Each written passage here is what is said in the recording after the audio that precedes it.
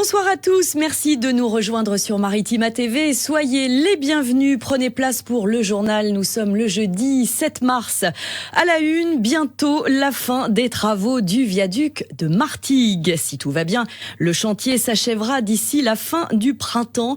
Et cette nouvelle réjouit évidemment les usagers, sauf qu'il y a une ombre au tableau. Une nouvelle étape se profile à l'horizon, des renforcements de l'ouvrage métallique prévus sur 5 ans.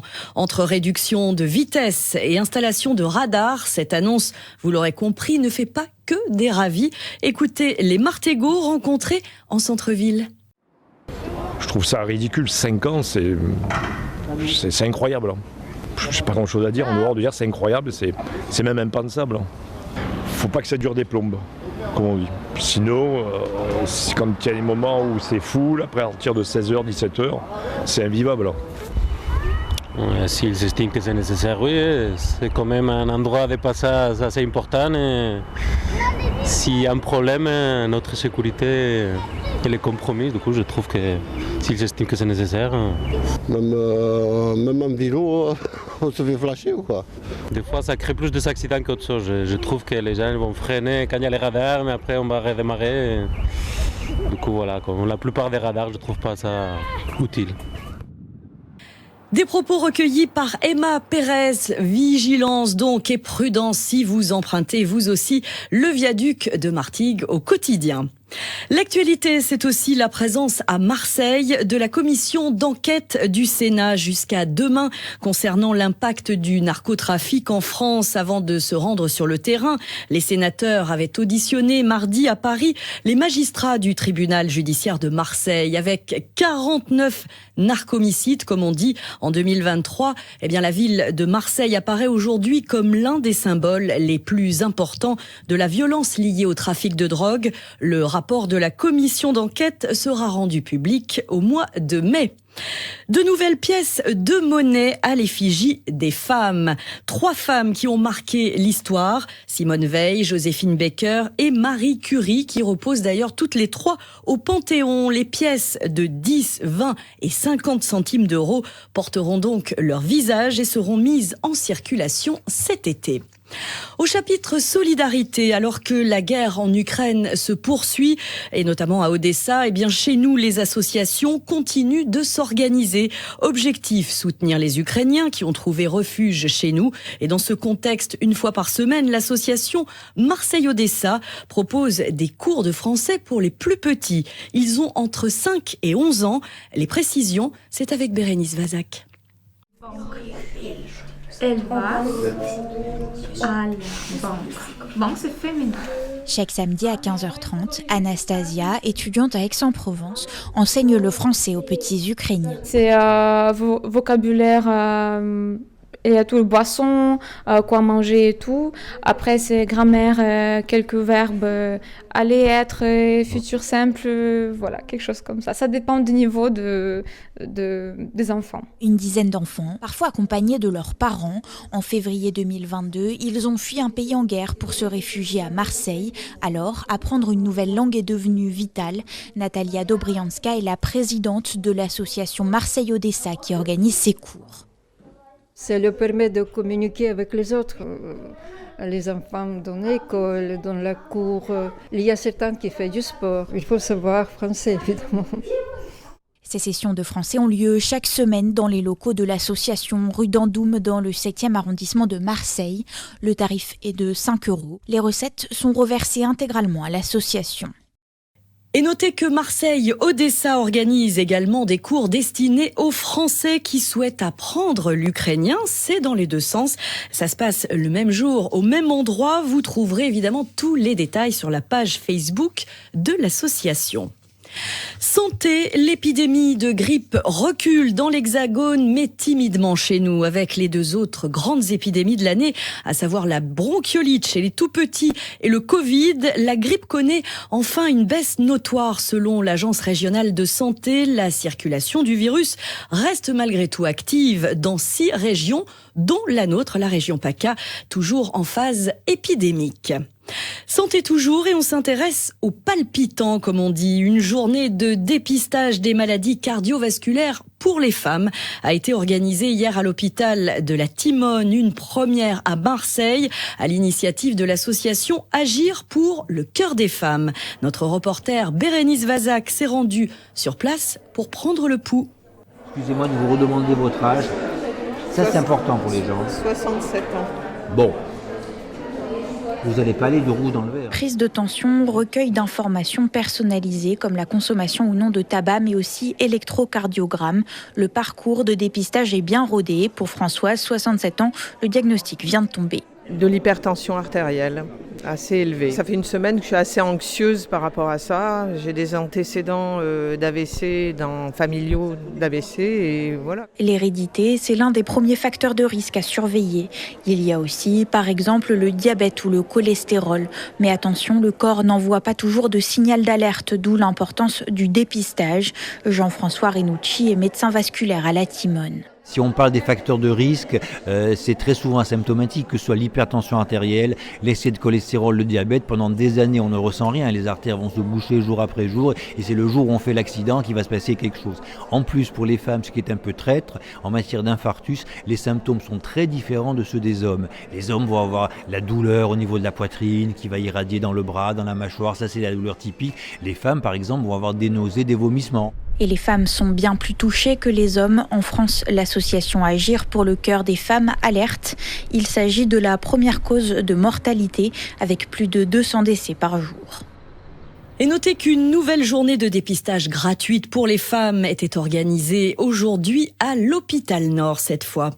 Un concert caritatif est prévu demain soir au profit de l'hôpital de Salon, justement pour financer le dépistage des maladies cardiovasculaires chez les femmes. Un concert 100% salonnais.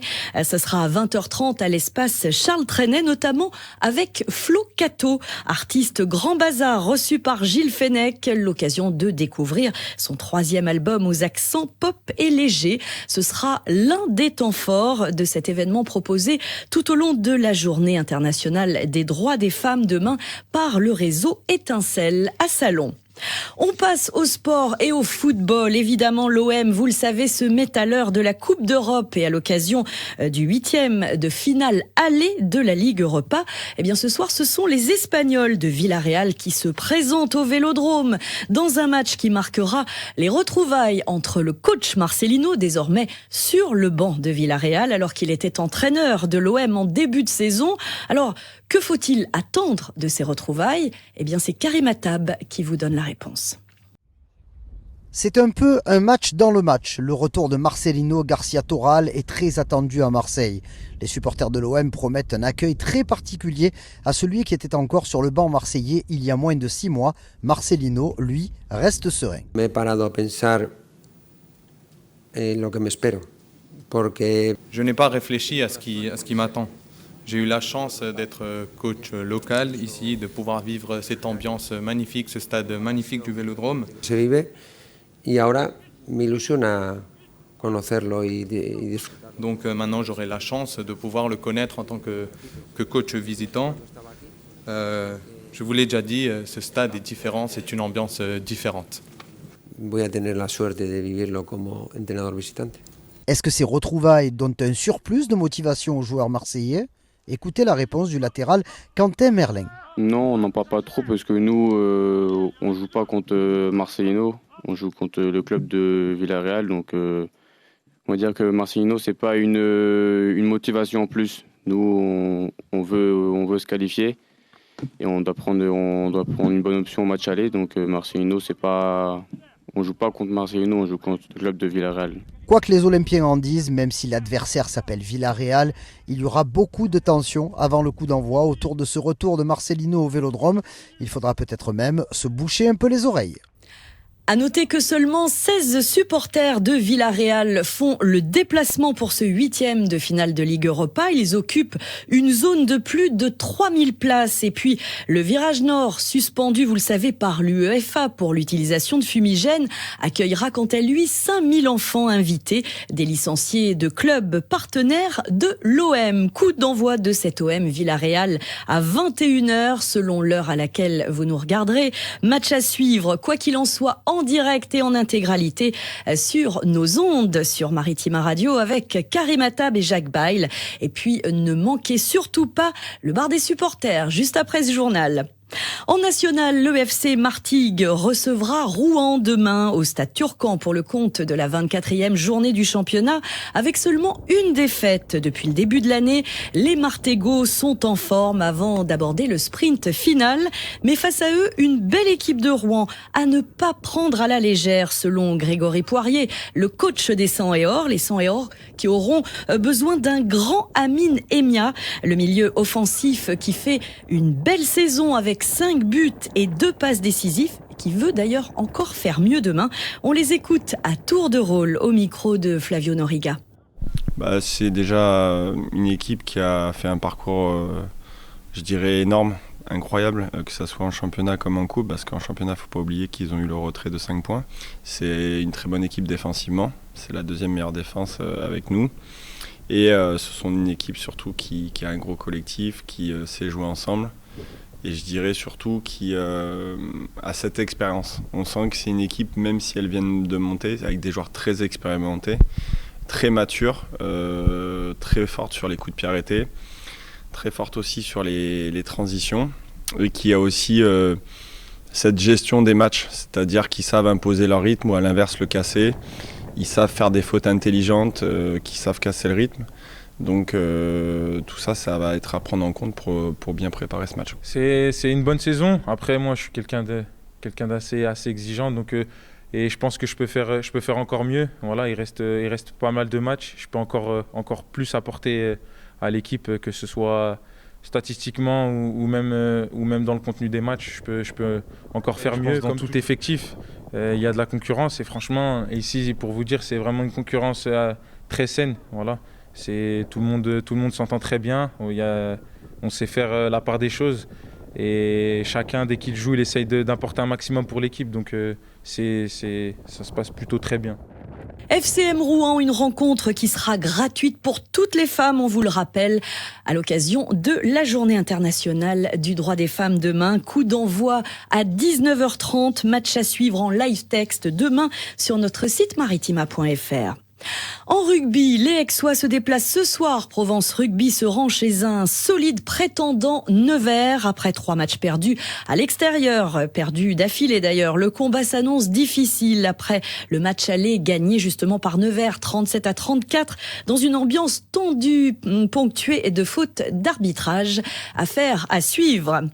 En hockey, on vous en parlait dans notre précédente édition. Déjà qualifiés pour les playoffs, les Spartiates n'en finissent pas de conquérir leur public. Les Marseillais s'étaient d'ailleurs imposés à domicile en fin de semaine dernière avec l'objectif d'une 5e place au classement. Une victoire sans difficulté, 3-1 contre Amiens.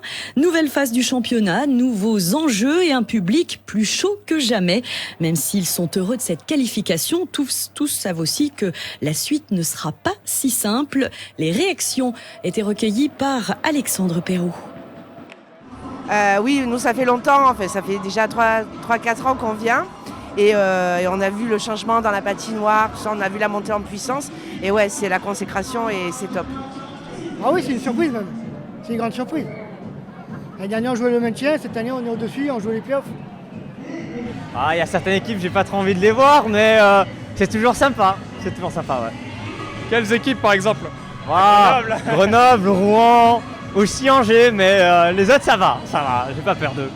On a un peu eu du mal ces derniers temps. En début on était bien parti, mais je pense que ouais, ça va le faire. Ouais. Oui, c'est une bonne nouvelle parce que c'est l'histoire qui se marque pour eux et c'est très bien. Oui, c'est super positif, c'est la première saison en première division. On a directement atteint les playoffs. Les joueurs, ils ont tout donné sur tous les matchs. Donc vraiment, c'est super positif, oui. Ça va être compliqué, on va pas se mentir, il y a des très très bonnes équipes au haut du classement, mais moi j'y crois. Et je pense que surtout si on est là toutes les semaines, ils pourront gagner, oui. Ça nous permet de nous inscrire dans le hockey, voilà, national, première année en Magnusson, donc voilà, moi je suis content. Et puis c'est bien pour la ville aussi, pour Marseille, ça permet d'avoir, au-delà du football qui règne, d'avoir aussi un autre sport qui commence à prendre de l'ampleur, c'est cool, ouais. Je pense qu'ils sont fatigués maintenant À mon avis, les premiers playoffs vont être très sportifs, mais les derniers très compliqués à mon avis.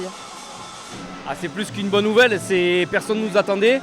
Ils ont su démontrer tout au long de toutes ces journées-là que malgré certaines difficultés et de l'adversité, on ne porte pas le nom des Spartiates pour rien. Donc on se relève et on y retourne. Premier match de cette phase de play-off pour les Spartiates, c'est demain à Bordeaux. Avant de se quitter, un dernier mot sur la journée internationale de l'égalité du droit des femmes. Demain, on y revient avec une expo qui se prépare à Martigues. La ville a choisi de pointer du doigt le sexisme ordinaire. On vous en parlait d'ailleurs en tout début de semaine à travers l'expo Sexisme, pas mon genre. Le titre est très bien trouvé. L'inauguration aura lieu demain à 16h30 dans le hall de l'hôtel de ville. Les œuvres de la dessinatrice Catel seront à parcourir jusqu'à la fin du mois, donc allez-y.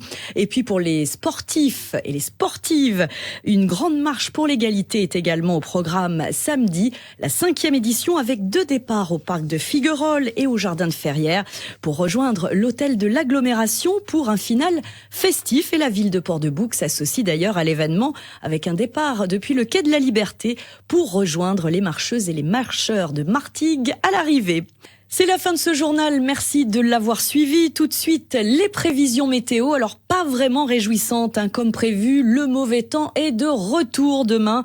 Notre département sera d'ailleurs placé en vigilance jaune à partir de 10h demain matin pour vent violent par Météo France. Météo France qui nous apporte un peu d'optimisme tout de même avec l'info suivante. Marignane est première du top 5 des villes les plus ensoleillées le mois dernier. 173 heures de soleil devant Saint-Auban, Nîmes, Embrun et l'île du Levant au large de Hyères. Allez, très belle soirée à tous. On se dit à demain, même heure, même endroit sur Maritima TV.